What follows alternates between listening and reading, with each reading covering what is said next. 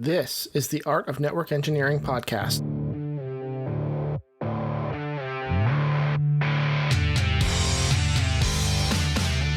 this podcast, we'll explore tools, technologies, and talented people. We aim to bring you information to expand your skill sets and toolbox and share the stories of fellow network engineers. Welcome to the Art of Network Engineering podcast. My name is Aaron Weiler. You can find me all over the internet at Aaron Engineered, aaronengineered.com. And with me as my co-host this evening is the other most glorious cable guy to ever emerge out of someone's basement, and that is Andy Laptef. Hi, Aaron. You can find him at Andy Laptef. Very easy to find, or Permit IP Andy. Got some cool stuff on YouTube and some other cool stuff going around that you might want to check out. And we have a very illustrious guest with us all the way from Seattle, sunny Seattle, Washington. And her name is Micheline Murphy. Micheline, would you like to introduce yourself? Hi, everyone. This is Micheline Murphy. So what do you do up there in Seattle, Micheline? What am I doing up here in Seattle? Well, right now, I am making my dog kibble as a consulting engineer with CDW. Okay. I build ACI data centers, so design, build, troubleshoot, all of that good stuff. So Gotcha. It's actually a lot of fun. I am one of those weird people that actually kind of geeks out about ACI. I know that's just probably not the thing I should lead with, but honesty is the best policy. I know, really? Yeah, we're in the trust tree here. Trust me. Everybody that's listening to is like, there's no judgment to be passed because, like I started out with this is that Andy and I were cable guys, so. That's kind of where we came from. So we're definitely not going to judge you for liking ACI by any means. Now, the data... I'm in good company then. You are. The data center thing, though, I will touch on a little bit because that's interesting because we have yet to interview anybody that's gone, and I wouldn't say like they had a trajectory of data center, but has ended up in the data center field. But I like that personally because it's a different perspective. But you are in a design / consulting / architecting role, though. Is that right? Yep.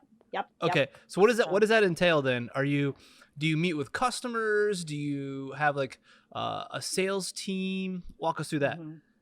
Sure. So typically by the time a project crosses my desk, there have been a team of sales who have, talked to the customer about ACI as a potential good solution for their data center. It's usually in the kind of the situation where you get, a data center that just needs some refreshing, or you've got a team that's interested in knowing about ACI.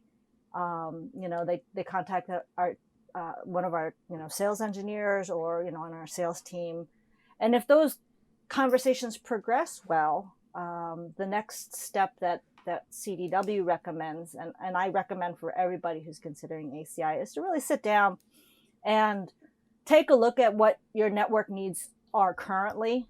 And so the first step in doing an ACI implementation for CDW is to do what we call a planning and design workshop. Even before we start speccing out what kind of gear you should be looking at, I think what we want to do is to take a look at what your needs are currently. What do your traffic flows look like? What's going in and out of your data center? From the data center, where does it go? What kind of treatment do you have to have? Does it go through a firewall? Does it go through several firewalls? Do you have load balancers? And, so we sit down and we go through, basically crawl the data center that they've got currently. Take a look at what they're doing with their traffic, and then work with the customer to design an ACI fabric, or maybe sometimes not an ACI fabric, or that best suits their needs. And the reason that we do the planning and design before the ink is signed on a big grocery bill is just for that reason, so that we can really just kind of go through and say, hey, have you thought about your out of band management, for example? Have you thought about taking this as an opportunity to refresh that because you're kind of deficient in that? Or, hey, have you thought about building a dedicated core instead of running everything through ACI? These are the kinds of questions that we fleshed out in a planning and design workshop.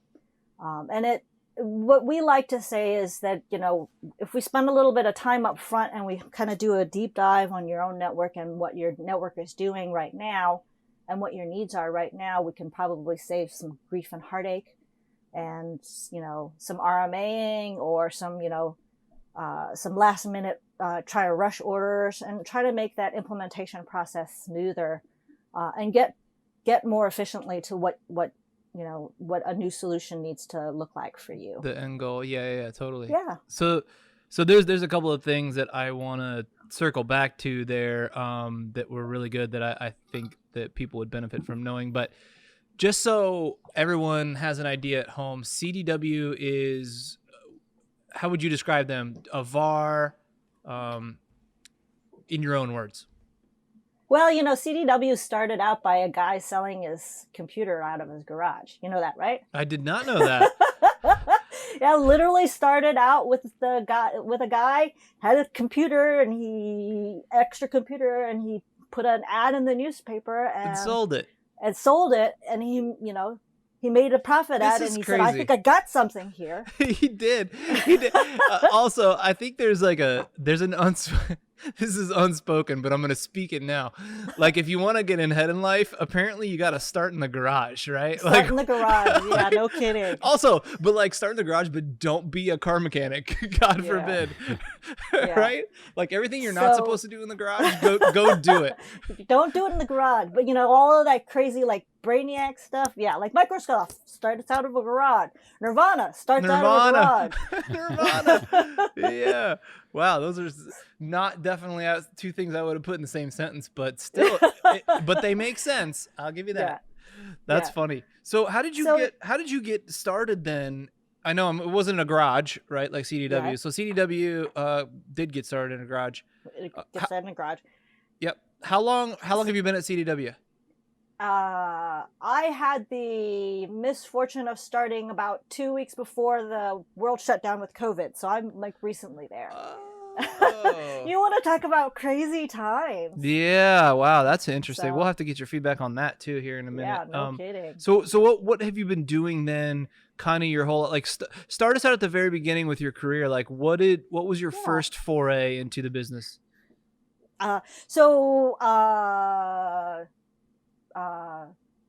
Total disclosure, this is my third career change. So interesting. So before this, I was a trial lawyer. Whoa! Wait. Okay, so hold on. So you're like, if the glove does not fit, you must acquit. That was you. That was me. that was me. Oh man. It was. Yeah. So you didn't like it. You know what? I did it for a while. I did criminal practice. I did it for almost 20 years. Wow. Almost 2 decades. I did basically everything that you can do in criminal defense and get a public defender for. Did almost everything. Here's the thing about the law is that it changes super slow. For people who are looking for the law to change, to make some incredible changes, that comes along once in a lifetime, where there'll be a piece of legislation that's just so, groundbreaking, groundbreaking, but for day-to-day stuff, it's kind of watching the snails crawl.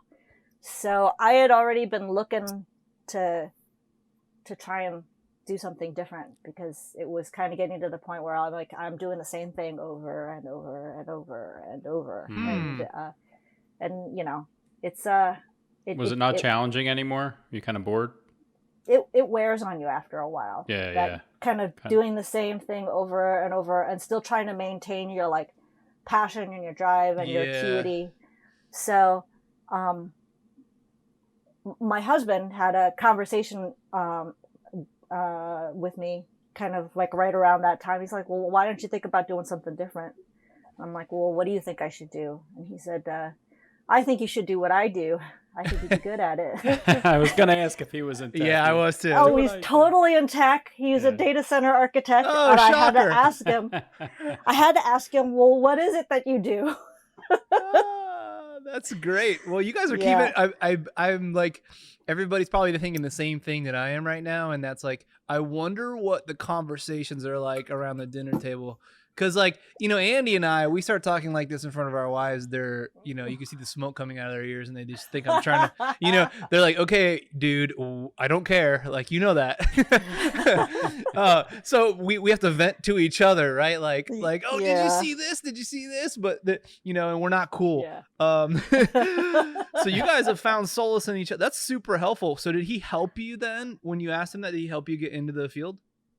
Yeah. So I asked him, where should I start and what should I look at? And, he kind of had this idea in his brain about, get some like good foundational knowledge and then, decide what you want to once you've got a good foundation. So, I kind of took that to heart and I started out with what basically everybody starts out with, route switch. Mm-hmm. And, I did a little design on the way, and then I said, you know what? I'm going to do data center. They always need people who understand data center, and it's not going to go away even if the cloud becomes dominant because you still got to have a data center for that cloud. Right. So, right. So that's kind of how I got into it. Just kind of kept going, and and you guys know, our listeners know, it could be like 6 months, and bam, there's the next new thing. Right? Yeah. It's like the next release. I'm like, all these new features are coming out. Always. So there's always something new and interesting to learn. You're never at the top. You're always, climbing the hill. Yeah, I think a lot of people find that. I think there's like one of two views when it comes to that, right? It's like there's just too much. And it's overwhelming.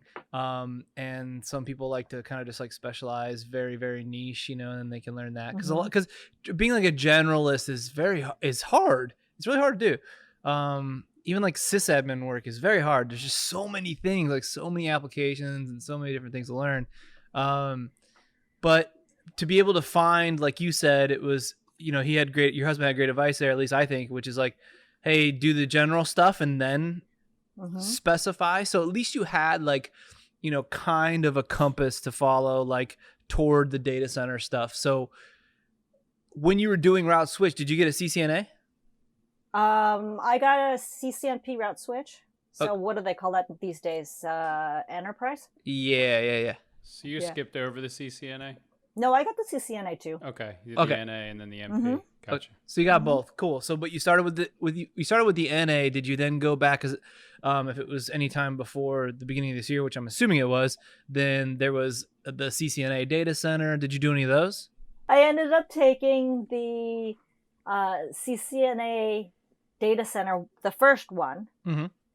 So what I did is I took the route switch and troubleshoot for the CCNP. And then I realized that, I needed to go get the CCNA because it was a prereq. So I went back and I'm like, well, I'm going to pick up the CCNA and data center to prereq my route switch. Took the first exam. Wait a minute. And then I found out that you couldn't do that. You passed all 3 MP exams just out of the gate? No. Totally no. Well, hold on. Wait a minute. Hold on. You walked out of law. You said, okay, I'm bored with law. And then you just went and got your NP without your NA. This is great. This is hurting my feelings. No, this is great because guys, Micheline, I failed a lot. I'm going to be super upfront. I failed a lot. Oh, good. Right. We all need to hear that, but I think it's hilarious because like you went straight, because this is what people do. They go on the internet and they analyze the process so much. So what I mean by that is like they go on the internet, excuse me, and they Google, how do I get a CCN, or what should I do first? What should I do first? What should I do first? Yeah. And had you done that like a little bit, you would have found out that you need this. But this is why this is so good, though. Hear me out. So had you done that for like 2 seconds, you would have found out, hey, guess what? You need a CCNA to get a CCNP. Yeah. But you were totally did not do that. No, totally did not do that. that's so impressive. See, I think this is to me, this is the value of this, which is like, all you got to do is just start learning, and you're going to figure it out, and you're going to get it, and it's going to happen. You don't analyze the analysis paralysis, right? Don't analyze the heck out of this until you're like, oh gosh, it's going to be so long until I get a CCIE or a CCNP or whatever. Just freaking do it, right? That's kind of the advice I'm getting from you. Just go, just start putting in the time, go get yourself a lab or get into somebody's lab, go start breaking shit. Yep. Go start fixing it. Yep. I'm with you. We've always been preaching that here too. It's like the having the lab and just getting in there and doing this stuff. But a lot of people that listen to this are studying or, for one of many different certs out there, usually like CCNA or CCNP. So it's good to hear that, it's achievable. So you so now you're a current CCNP, right? Uh-huh. How many years ago was this now that you got the CCNP? I got the route switch in 2017. Okay. 2018, I got the CCDP. And I passed the written exam for the CCIE in data center. Oh, wow. So, yeah. Sweet. So with those like at that time in 2017, were you working then for you clearly weren't a lawyer at that point, right? No. Okay. No. So what kind of job did you have in tech then? So I didn't do anything for 2017 and 2018. I studied. Okay. So you took some time off then? I took some time off, yeah. And then 2019, I started writing articles for Cisco. Mm-hmm. And surprisingly or not surprisingly, at that point in time, they don't have a ton of subject matter experts in data center. So, I was asking a ton of questions about data center.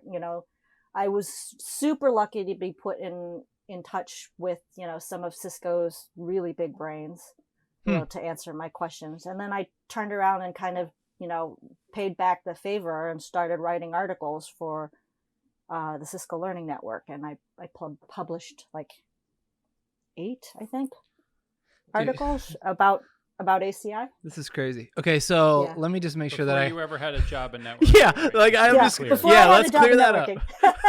Just to be clear. Just to be clear. So, kind of the way I look at it is that I'm going to have to make my own opportunities. And so, I saw an opportunity there and I'm like, I'm going to take it. I love that. It's awesome. This is cool because it's a very unorthodox path, because I think that writing something for Cisco might give someone out there the ultimate imposter syndrome feeling. You know what I mean? Like, God, I get that all the time. Right? We all do, right? But imagine you though. This is because I love pointing this stuff out. The stuff that's just like punching me in the mouth right now, which is you don't have a single job in tech. You've taken CCNA, CCNP. You did the CCIE written for the data center, and you were like, dude, I can't find anything. You guys have all these like exam blueprints out here, and I can't find any documentation to study for, right? Like, because the CCNA, like the farther you go lower in the stack, the more stuff there is, right? Because there's less and less and less of you as you go up, right? So what happens is by the time you become a CCIE, you're not using books necessarily that are meant for the test blueprint. You're finding books that are white papers and a book on ACI, like you probably could have used right at that time. So right. to just further, I was going to say, especially with data center, like if I stayed in route switch, there's a lot of materials that have been published about how to study for the IE and route switch. Totally. But there's nothing for data center. There's not a single, there's no singular source of of information or guidance or anything like that. You have to cobble everything together. Yeah. So, it's exactly what you said. I'm pulling white papers and I'm pulling books and I'm pulling on strings to see if there are people I can talk to and, Right. No, all along. Yeah, it's a crazy experience. So you did the thing where you kind of like took it a step further because since you couldn't find any information, what was your first step to go find someone at Cisco to ask? Like, how did you do that? Did you go to cisco.com and then just go email the website, the web developer, the web admin? Hey, dude, I need some help. I can't find any ACI stuff. Is the link broke or is it just not there? Like, how did you do that? So, by that time I had already been on the Cisco Learning Network for a couple years, and I was that, I was that chick who'd show up like every week or so and, hey, can somebody tell me about OSPF LSAs? Or, hey, can somebody help me out with, I don't understand this BGP thing, or, hey, can somebody help me out? I'm trying to figure, this out. And then eventually I started getting to the point where, when the next person came on and said, hey, can somebody help me out with blah, blah, blah? I was the person who could say, well, blah, blah, blah. And just for me personally, that was a way of giving back to the community that helped push me up. Right. And so, when I started kind of deviating from route switch into data center, and there was less and less people I would be asking questions, and there would be fewer and fewer responses. And, one of the community moderators took pity on me one time and said, hey, I pinged this guy and asked him to answer your question. and it just, so I still remember it, because it's kind of like a starstruck moment. I had been studying VXLAN, and I had a question about VXLAN, and they were able to pull in the author of the book that I was reading at the time. Whoa. I was like, now you see why I was so starstruck, right? Yeah. I mean, I'm like, one day I get on my computer and I log in, I'm like, oh no, hands aflutter. There was like that little star moment. Yeah, that's so funny. So backing up just a little bit, what, other than your husband being in the data center, what really struck you about the data center when you were doing the route switch stuff? It was so first of all, as a lawyer, I can understand kind of enterprise, right? It's kind of familiar, I need to know how to get my job to the printer. And, when I plug my desktop into the wall, how does it connect to everything else? Right. Enterprise stuff to me seemed like, okay, I can understand that. Data center, I had no idea. I spent a while kind of flopping around trying to figure out, what I got myself into. I spent some time, really just kind of, trying to figure out, what do you mean by a server farm? What is that? That sort of thing. There was actually a really good book that I read, and by the time I picked it up, it was a little bit old, but it was kind of taken in the vein of, let's follow all these technologies up, right? So it started out. The author did it really, really well. It started out with like, well, here's a problem in the data center, and this is the first solution to that problem. And then this is the next solution to that problem. And this is so like for each chapter, he had a chapter on storage, and he had a chapter on like, spanning tree in the data center, or how do you get over, layer 2 extensions in the data center. Right. And he would start each chapter by defining what the issue was, and then just talking about how each technology grew up to kind of answer the problem. What was the problem with that technology that led to the next technology, that led to the next technology. And so it ended up being a really neat way to get into data center and just kind of understand the history of it. And so, for myself, I don't know for other people, but for myself, it was a really good way to kind of ground myself into the technologies. And the crazy thing about data centers is that, you got to know a little bit about so much. Mm-hmm. So, you Right. need to know a little bit about storage, and Yep. you need to know a little bit about server, and you got to know your route switch, and you got to know a little bit of WAN, and you got to know, No, totally. yeah. It's funny because, like, even in like the enterprise, right? It's like you could say the same thing. It's like you gotta know a little bit about data center, right? You're probably gonna connect to one, so you also have to know a little bit about WAN, and it's like, but each one of those has its own magnifying glass that we could Sure. we could peer into. But yeah, I love the data center perspective. So when you were right before this job that you just got pre-COVID, right pre-COVID, what was it you were doing before that? I was doing technical writing. I had actually been able to land a contract to technical write, and Nice. I was writing kind of I don't want to say one-offs, but they were kind of short pieces on introducing different technologies. Oh, okay. So I was still writing for Cisco, and I was doing these short pieces for other companies, and I got a call. Actually, my husband got a call from a recruiter, and the recruiter asked if he knew anybody who had some ACI chops. Uh-oh. And he said, and I remember really well this had happened because he had talked to me about it in like October, and I'm like, oh, okay, well, send it to my way, and he got busy and and like November or December rolls around, and he's like, did I give you the name of that recruiter? And I'm like, what? So eventually I contact this recruiter. They're looking for somebody that had ACI skills, and now I'm sitting on this body of work that I've published through Cisco that I could point to.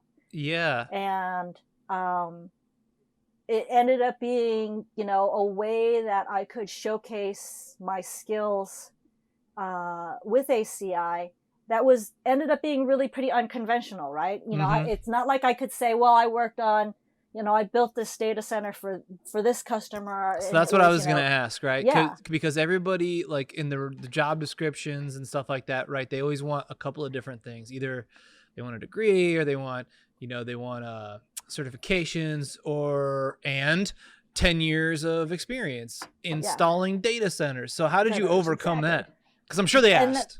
Right? Yeah, that is what they asked. And what ended up happening was that I said, I had it on my resume. Take a look at my body of work. And, the hiring manager went and he read several of my articles.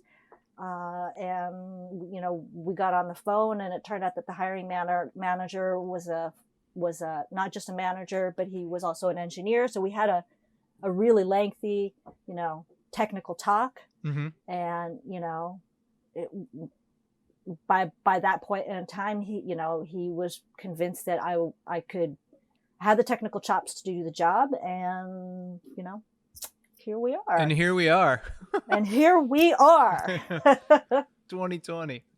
So I got a question. I don't know anything about ACI, Micheline, and I kind of sort of help manage data centers. And I'm, like you said earlier, I'm still flopping around trying to figure out this from that. So, when you're a route switch person, you get DNS, you build a lab, whatever, and that's how you kind of build up your muscle memory, so to speak. So when you go to that interview, you know what you're talking about. So like, if I wanted to study ACI, I mean, is that something you build in a lab?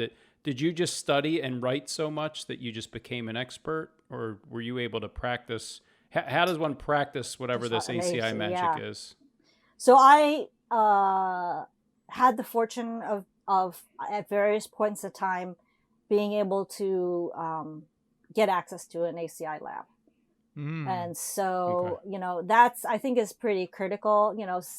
Cisco offers several free resources to demo ACI. There's plenty of declouds that they have that you can get into that are kind of like formalized settings, but they also set up an ACI sandbox for DevOps folks to work on. But you can get into it just the same way as you would get into it as a a regular user and you can tool around in it. And, Cool. you know, so I kind of like by hook or by crook kind of weaseled my way into whatever ACI fabric I could at the time, you know, and, you know, when I was in there, you know, when I had access, I was in there as much as I could be because I didn't know when the next time I would have, you know, have lab access would be. And which really brings me to, you know, a point that I tell people today when they're studying up is that more important than just getting in the lab and doing things in the lab is to keep a really good lab notebook. And so, you know, because I didn't know when the next time I was going to be able to get in the lab was, I have a lab notebook that's got like, you know, it's got screenshots of this and it's got step by step of, you know, what did I do? And, you know, if I blew it up, and that was pretty often, you know, what was the same, you know, what did I do wrong? How did I figure out I did it wrong? You know, and what do I need to look for in order to do it right? You know, so I've got this, you know, lab notebook that is probably the most valuable thing I own. Yeah, that's really smart. You know, I've always had an unlimited access to my home lab, let's say, or GNS or whatever it is. But the fact that you had a finite resource, it really made you, you know, almost it was a precious thing that you had to do, you know, as much as you could while you were in there, and then document the heck out of it. And that's something that I should probably even do today that I don't is document my labbing. I kind of just get in there and get dirty and see it work or not work, and then I'm out. But sounds like your documentation's awesome. Yeah, no, I because I needed to have it. And like, you know, to this day, I'll still refer to my lab notebook. I'm like, oh, I had that problem. Hold on just a second. Let me go back to my notes and let me figure out what I did. That's funny because that's like, you know, we always talk about the lab. We'll call this your lab. That being in the ACI sandbox is definitely your lab. Whether it was, you know, sitting next to you in a home lab or not, but still the same thing. But yours, like the ability to talk to those things, and even to this day in your own like actual job, day-to-day job, you can refer back to your lab notes, which really, when you put in the job description, we're looking for experience, that's what you're looking for. It doesn't necessarily have to be that you've been doing this for 10 years, 5 years, 3 years. If you've been doing the right things for 3 years, that's all you need. And it's crazy that you're still drawing from that, because I don't personally often find myself in a conversation and then I go, oh crap, what was I doing when I labbed that one time and that happened? That has yet to happen to me. You're not talking to the right people then. I'm not. But the thing is that you still, even that like notebook, it's almost like a failure notebook in a way. I mean, in one of our episodes we had like failure plaques, right, based off the amount of times that we failed. We were like, hey, we should get plaques for those. But you know, yours is like a war journal, like a war story, right? So that when you go to war the next time, you're like, aha, this is what's going to happen. I know that, and I can speak to it. So even though, you know, somebody could look at you from across the table, like he or she that's on the other end, like the data center, you know, networking folks, and they could say, yeah, I know. I mean, like, why should we trust you though? You know, you've only been doing this for like a year. What, you know, why should we? I mean, it's almost like you jam packed a bunch of experience into learning at the same time. I tried hard. I mean, I knew, so like, you know, I said that you know, this is like the third career change I'd done. You know, I'd done this before. I've done a career change before. I know what it's like to like be on that, not even on the first rung, because that first rung is for the intern. You're not even on the ladder. Yeah. Right. And I knew that the first job was going to be a stretch for me. So I really, as I went along, I really looked for opportunities to network, to, you know, pardon the pun, you know, connect with people, you know, other people in the industry, you know, and really looked for opportunities as a way to showcase, you know, what I kind of felt like I had to offer. And, you know, so it was actually a really, really conscious on my part because I knew that I was going to struggle with that first job. And I probably looked for that first job for almost a year. Oh, wow. It sounds like you worked really hard at this, right? This didn't come easy. It's not like, because, when I grew up in a blue collar family, so like, doctor and lawyer, they're like the creme de la creme. It's like, ooh, so I almost have this like, impression of you of like, well, she's so smart, she could be a lawyer. This is all probably easy to her, but it sounds like you worked really hard at this, right? I mean, you really had to get in there and. Well, I started from like less than zero, because I had like one of my first questions like, well, what do you mean by switch? What's a router? Yeah. We've definitely all been there. Yeah. So, the beginning for me was really painful because, Andy, you had a really good point. I was accustomed to being, smart.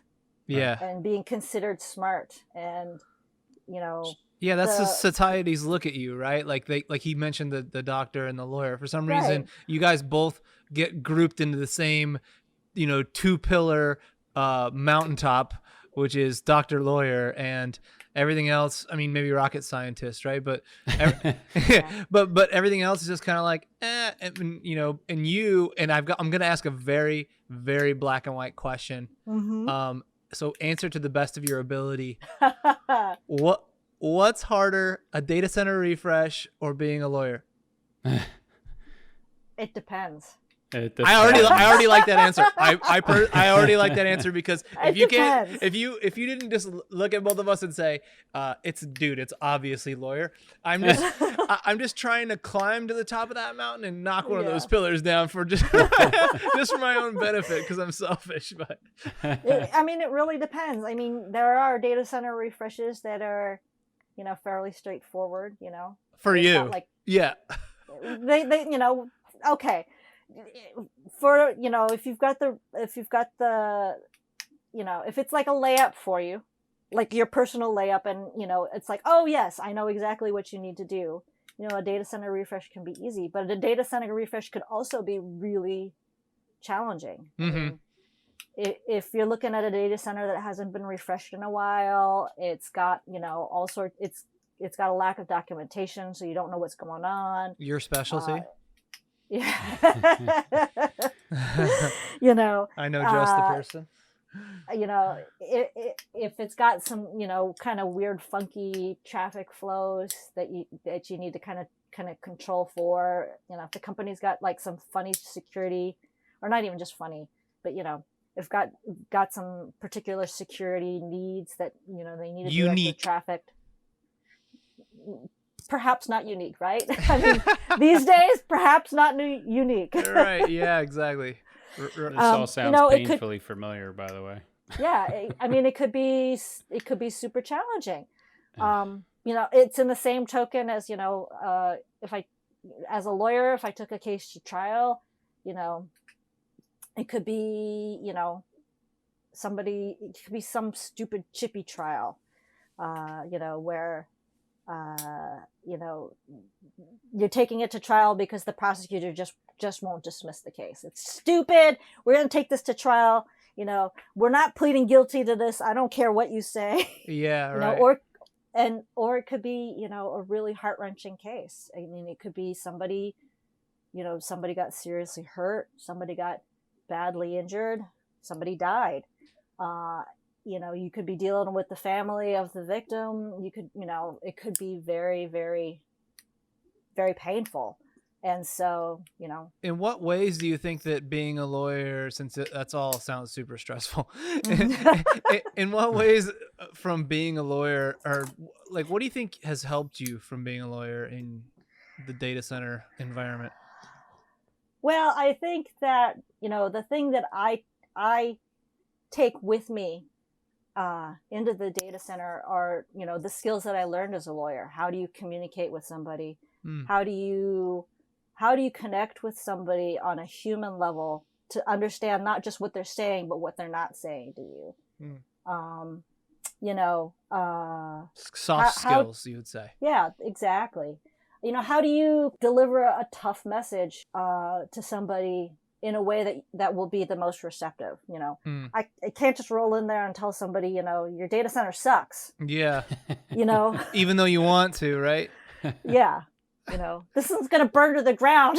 I give it 5 weeks, I can't say that, Right. that might be the inner monologue that's going on, but, you have to be able to you have to be able to meet a customer where they're at and talk to them in a language that they understand in order for what you say to be given the weight that it needs to be. So if you're delivering a tough message to a customer, it doesn't matter if that customer is, a client and I'm talking to them about, the legal trouble that they're in, or I'm talking to a customer and I'm talking to them about their data center. Those are the same skills. Yeah. Either way, they're going to have to fork out a ton of money is what you're saying. Either way, it's going to be painful. How's that? Yes, and the pain is all relative. So it could be in your wallet, it could be physical pain. You just never know. Yeah, that's interesting. The whole thing about this is interesting. I mean, we always say like, oh man, like everybody we talk to, we're like, oh man, you have a really unconventional path. But I think what we've been learning is that this is conventional. The more kind of like off the wall it is, like, gosh, I didn't expect anybody to ever be a doctor or a lawyer and then switch to, being interested in data centers and helping people, fix data centers and make them more efficient. It's a different perspective, but it's like, it's the same perspective in that like none of us have like this predetermined, this is how you get from point A to point B scenario, right? There's like different challenges. If I had to guess, I would imagine that since you've switched careers a few times, that it's almost like when people get like multiple CCIEs, right? They're always like, oh, the next ones were always easier because they always learned how to learn, right? So in your case, it's like you learned how to like start over and to be the most efficient when you do, right? Because when you're a kid and you're like 18 and everybody's telling you, oh, you need to go here, you're still kind of blind. You're like, okay, I'll just kind of go this way, I guess, but you had a couple of things working for you. You've done it a couple times. You're an adult. You have like life experience, and that may have given you an upper hand when it came to being able to like buckle down and study. So speaking of that, what kind of like studying were you putting in? So you took 2 years off, you're doing writing, all that stuff. I consider that working for sure. How much of that were you doing on a daily basis? And like, was there a mixture of like, I did videos, book, lab, like, did you have like a structure to it? I took it as this is going to be my job for 2 years. Okay. So, Monday through Friday, I was hitting the books, 6-8 hours a day. I am personally biased against videos. I have a hard time watching a video and absorbing. So, I end up having to rewatch the video several times. And in the amount of time that I've rewatched that video several times, I could have read something and absorbed it faster. So I think one of the things that people need to learn when they start to study is how do you absorb? So, for me personally, it was I needed a book. I needed, printed material to be able to. So you printed your own because there wasn't any. Yeah. You're just solving for X constantly. Yeah, exactly. Micheline, do you think that was from your law training? Because all you guys do is read books, right? There yeah, are no, and that's videos. That's entirely possible. That's the way, that developed. It just so happened I knew that was the way I studied best, and so that's what I looked for. And so I would lab in the morning, take a break for lunch, and then read in the afternoon. And I would, it would be like read, note take, and then the next day I would do the same thing over again. The next day I would do the same thing over again. So did you have a structure to that though? I mean, you obviously have like a daily structure, but like, did you have pre-planned out what you were going to read for the next day, or like, I'm going to review the notes from 4 days ago, or right? I was like, July seems like a good month to study VXLAN. That's kind of the way I did it. I mean, July seems like a good month for VXLAN. Let's do that. Let's do OTV in August, and let's, you know. Again, analysis paralysis, you know, and you're just like, VXLAN for July. Let's go. Yeah, exactly. And when you got tripped up, you went to the Cisco Learning Network. Was that kind of your support system? Yeah. Okay. I ended up meeting virtually a lot of really generous people who you know, who took the time to like explain things to me, you know, that I wasn't able to wrap my brain around. And you know, and in some cases, you know, the people that helped me were incredibly patient.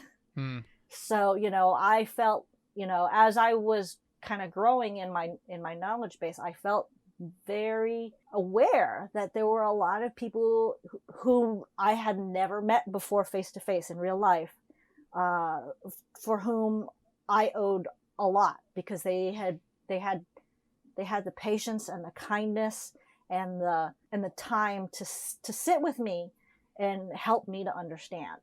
And you know, so when I got to the position where I could turn around and start helping people myself, you know, I felt like this is how I pay that forward. You know, because there were a lot of people who helped me out, and you know, to this day I will still like kind of, you know, go in, and I might not be answering like, you know, questions on a daily basis anymore, but certainly, you know, if ever those guys over at the Cisco Learning Network call on me and ask me if I can help with them with something, you know, I'm going to be there, because that was a really valuable resource for me. Yeah. So, yeah. And it's free. Sure, we hear that. It is free. And we hear that time and time again, right? Yeah. Is you know, you have to find your community, find the people that, you know, support you. And I feel the same way. And we've said it before. There's no way I'd be where I am without a ton of help that people freely gave. And any day, any way I can give back to anybody, I know I want to, because, you know, it's just the right thing to do. It feels right. Yeah. What's your, speaking of Micheline, if you had to put a bow on one of your illustrious articles, what do you think would be the #1 prize winning, state fair winning article that you've written for Cisco? That I've written for Cisco? Yeah, like what's your crown? What's the thing you're the most proud of? This is so geeky. No, this is, but it better be.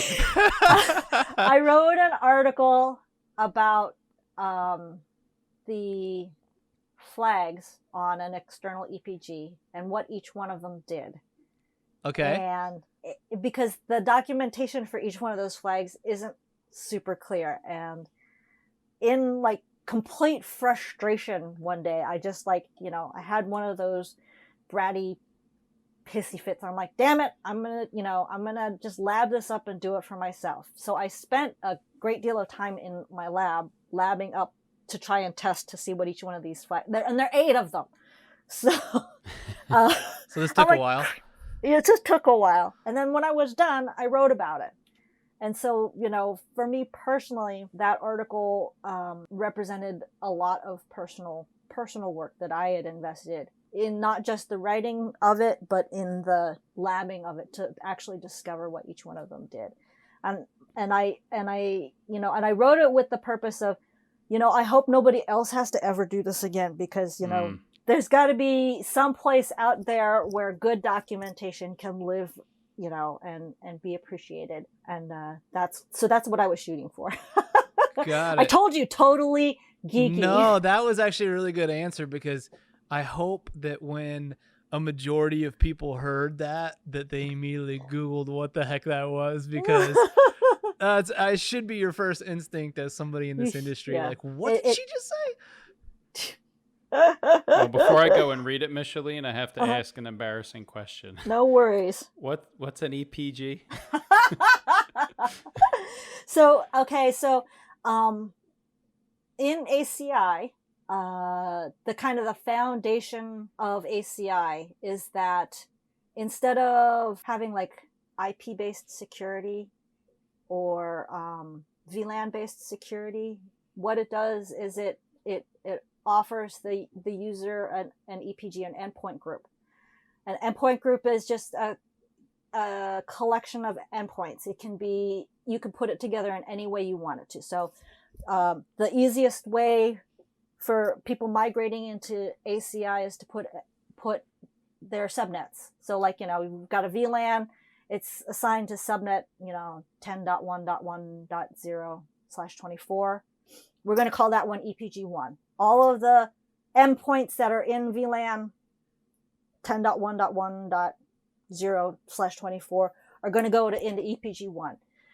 And then from that EPG in ACI, what you do is you configure contracts. And a contract is basically a set of rules that governs how that EPG can talk to other EPGs.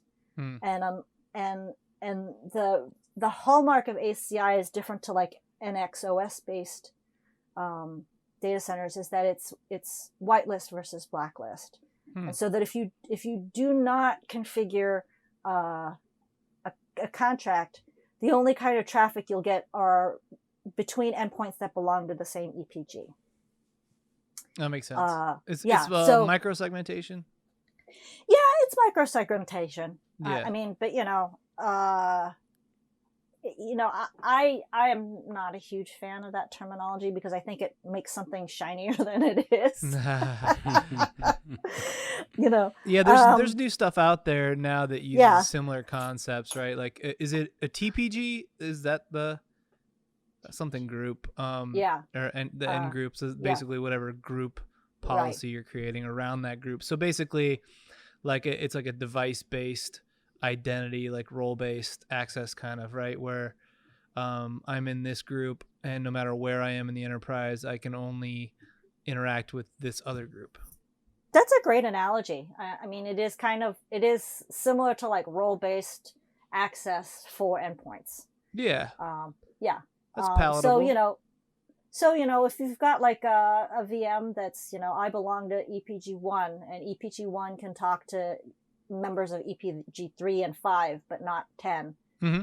Doesn't matter where you are, you still belong to EPG1. So I can move from, I can move from server 1 to server 101 through a vMotion because server 1 crashed. Yep. And I still have the same security rules. Exactly. That govern me even after I move. Right. So, because like I think if anybody's like in the CCNA level, right, they always teach us. I've actually brought this up before. They always teach us like, hey, the subnet. You've seen the picture before. It's sales, marketing, engineering, right? And they all have different subnets, and therefore they never talk to each other because there's a VLAN AC, like a VACL, or like you said, there's IP segmentation with a firewall. But it shouldn't matter if I'm on using that same example, if I'm on the 3rd floor with sales, but I'm in engineering, I shouldn't be able to talk to sales. I should be able to talk to the other engineering folks who are on the 10th floor. Exactly.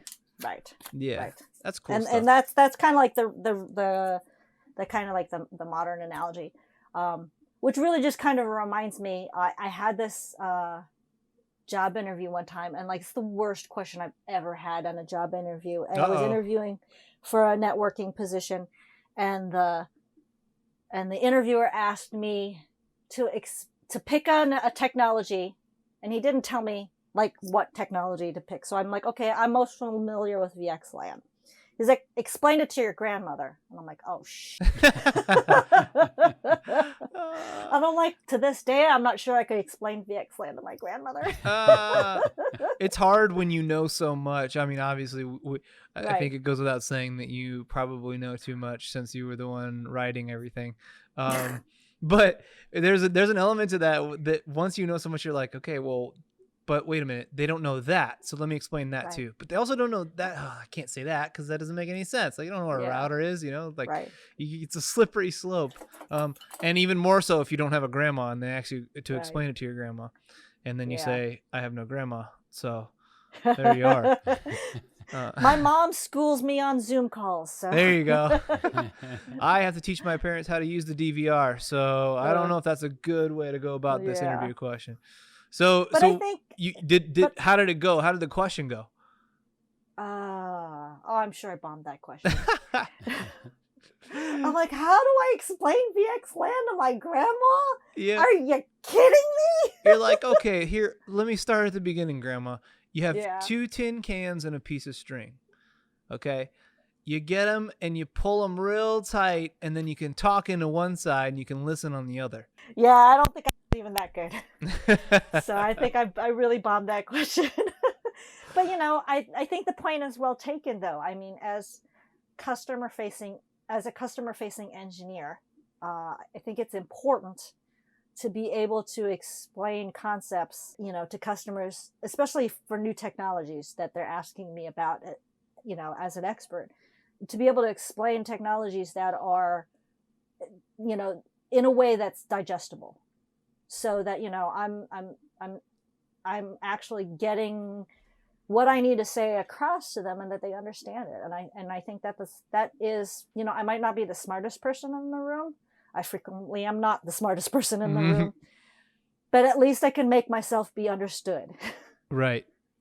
And, yeah. and I think that's you don't important. have to be, right? You don't have to be the smartest person in the room, but sometimes I'd like to be the smartest person in the room. And if just you're once not, in a while. if you're not, you just sue them.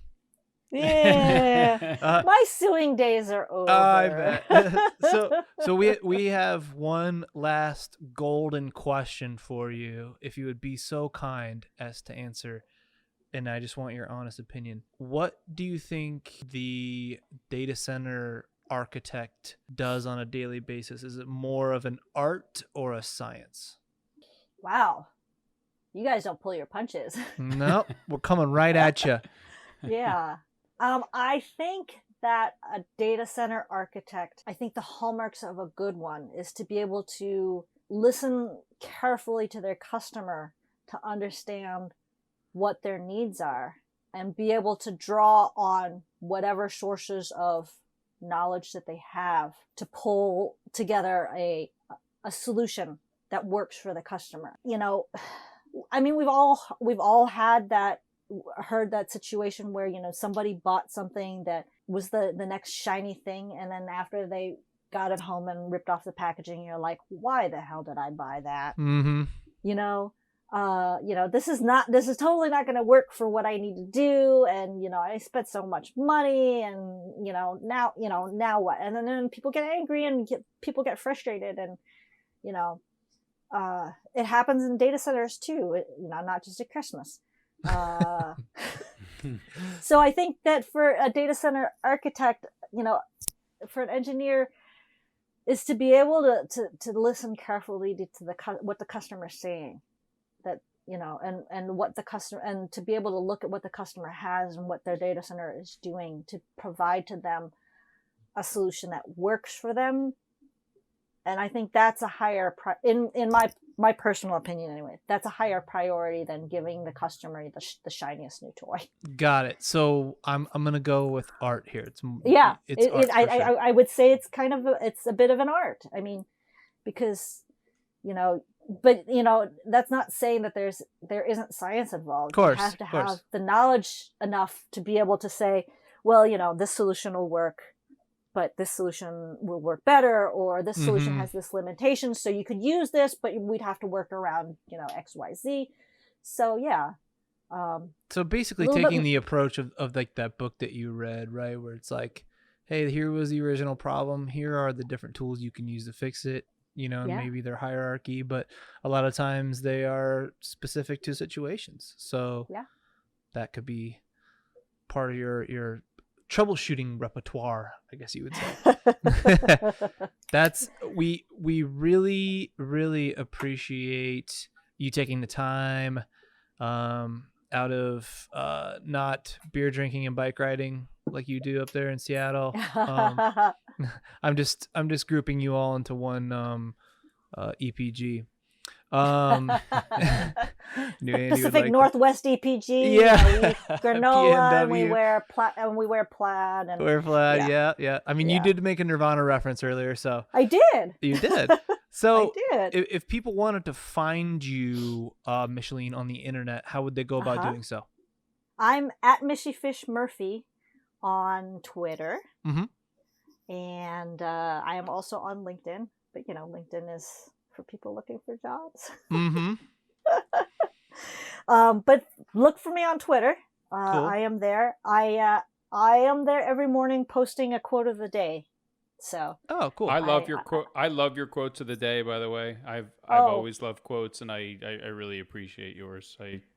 I dig them. You always have like a really good, feel good, kind of insightful thing that I'm receiving them and loving them. So keep it coming. Thank you. I appreciate that. Yeah. He can get really down in the dumps for no reason. Ouch. He needs your help. Plus, you have to understand the way it goes though, because by the time Micheline, you and I wake up, Andy's already like halfway through his day, right? Because he's on the East Coast. So he's had all this time to think about how much he doesn't want to be doing anything, and then here you come with this fresh motivational quote just to help him out. Yeah. I'm all coffeeed up in the morning. Yeah. He's like, You're like, day is new. Here we go. Somebody give me an energy bar.